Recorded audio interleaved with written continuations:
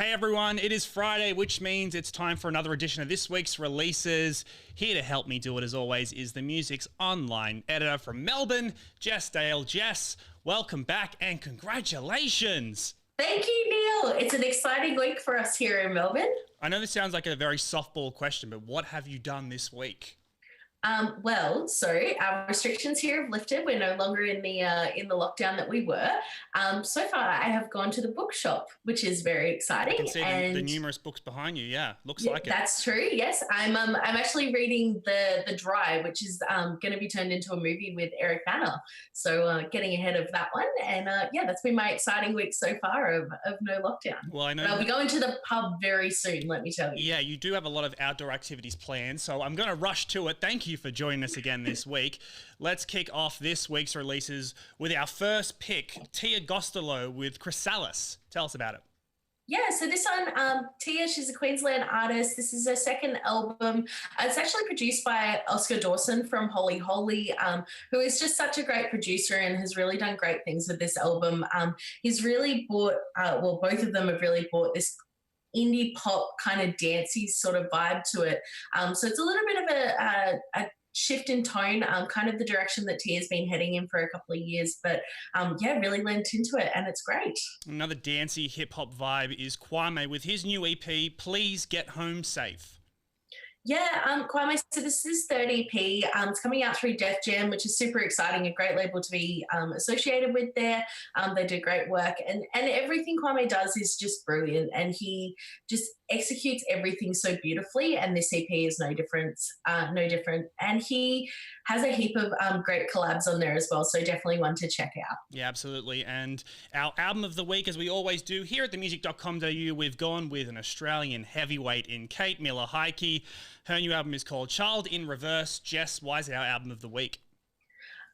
Kate Miller-Heidke is just so prolific in what she does. Like, she just has done so much this year, in a year that a lot of people haven't been able to do much. She's been on The Masked Singer. She's now releasing this album. It's her first kind of real pop-based album in about 6 years.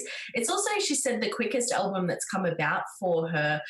She went up and did an APRA AMCOS Song Hubs workshop last year, and it really all just came about from that moment. It's a really exciting one, and she just does such incredible work, and I think people will really get on board with this. She's also got Morad appearing on there as well for a nice little collab on one of the songs. Well, if you ask the group managing editor of the music, he will go on a rant about how she was robbed in The Masked Singer, so it's a good thing he's not on this episode.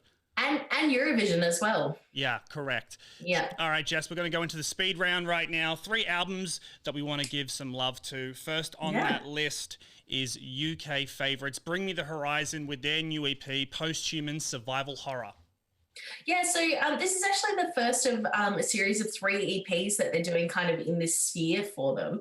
They've said that they're already pushing their creative boundaries with it, and I think it's going to be a really nice, kind of progression for them over the next little while. I know it's a speed round, but I'll say something as well. Olive was on the Green Room podcast earlier this year.